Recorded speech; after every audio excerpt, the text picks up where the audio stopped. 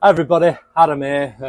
I think this is our fifth YouTube tutorial or little video, whatever you want to call them. I was hoping to interview one of my clients actually who bought a brand new Reline truck with little experience, but we've just not had time to link up this week. So it's going to be a short one, probably only 10 or 15 minutes long. And it's just um, basic mindset and what makes a good reliner. Not saying I'm a top-notch reliner, but I know a lot of good reliners, and there's a running theme that I always notice with them. And mainly one is the temperaments. The quite calm people. They don't get irate, and they're quite analytical and scientific in their thinking. And they'll look at things when things go wrong, and then analyze it, and try to think of a better way to do it, and then implement it on the next job, and then see if there's an improvement. And like, I could name names, but I've not been given permission to, so I'm not going to. But they look at something, and if a job doesn't flow right, they'll say, well, what did we do wrong? Was the Cali wrong, or was our inflation methods wrong? Did we pull it the right way? And if they can think of any improvements, they'll change and implement them. So that's what I'm just going to talk about. So the first one is temperament. I've just got a little sheet. They all tend to want to learn from the mistakes, because if you keep making mistakes in this game, you're going to go out of business really quick. I call them company killers. If you have to dig up 20 meters this week, and then you get another 20 meters stuck next week, the third week you're going to be going broke, because it's just, you're not going to do so. They learn every single time from the onset, and they learn from the mistakes, and that's usually when they're setting up the hot box and they're re-rolling the drum. They'll re-roll it under hot water every time. They won't just do the first 10 meters, because they're diligent in going through the processes, sticking to the process, because it's eliminating all the risks. So they want to learn. They're usually diligent. They're calm, and like when you mix a big load of resin, they're not panicking and running around.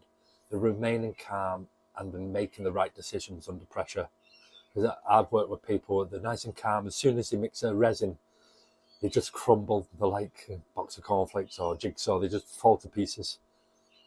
So like, I've done it with some companies that I've trained. So I'll mix the resin, I'll put it in the esky, in the ice, and we'll carry it around, and I'll tell them to sit in the esky for 5 minutes and just calm down and understand that they've got more time when it's in the water, and making them realize when they have to rush and when they don't, as opposed to just rushing all the time.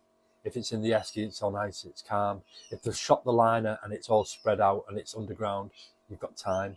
But if it's rolled onto the drum, you've not got as much time. And it's recognizing when you should rush in a composed manner, and just rushing all the time because you think you should.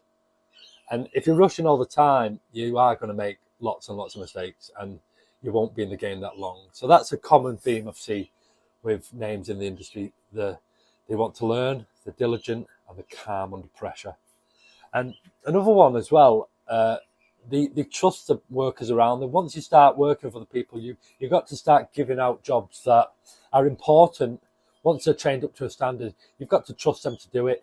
If you're the lead installer on a big project, all right, it's on you, but you've got to trust in your team. So if he's going to pop the cali and you're going to roll it back, you have to trust him to pop it right.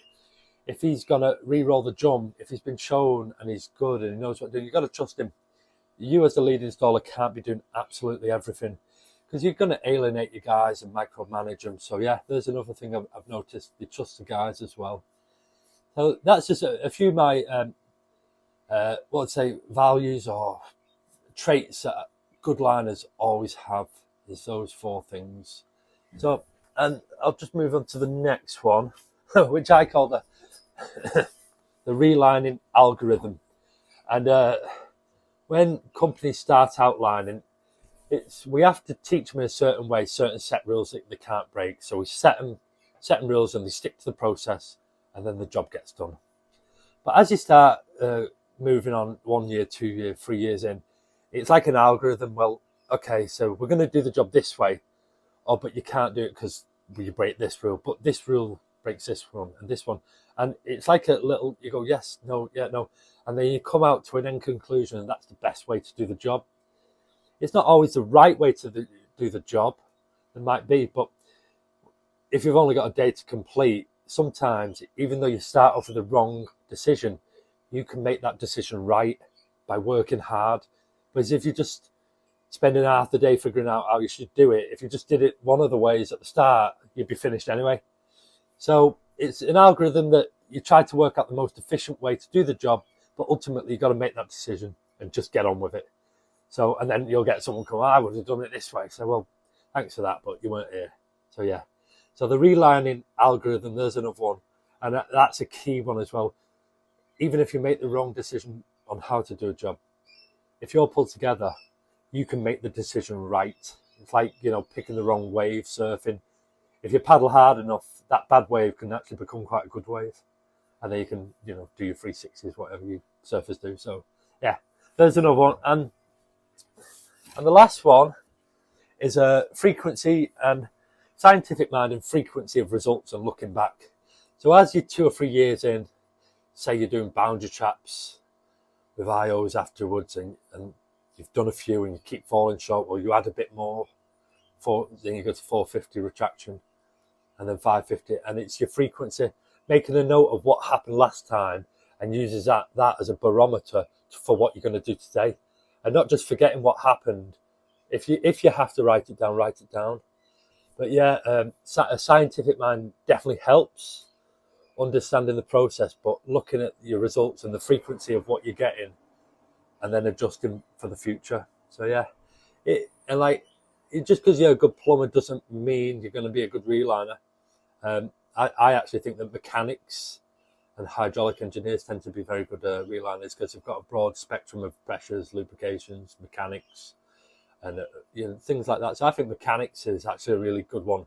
If you're a mechanic and want to change trades, I think you have a good basis for being a good reliner. So yeah. Yeah, like I said, just a short one this week. Super busy, so I couldn't interview one of my star students. So enjoy your lining, guys. I hope this short one helps. Enjoy your lining, because I do. If you need any training or any help, phone's always free. Just give us a call. I'm Adam from Reline Equipment Hire. Enjoy your lining. I do. See you later.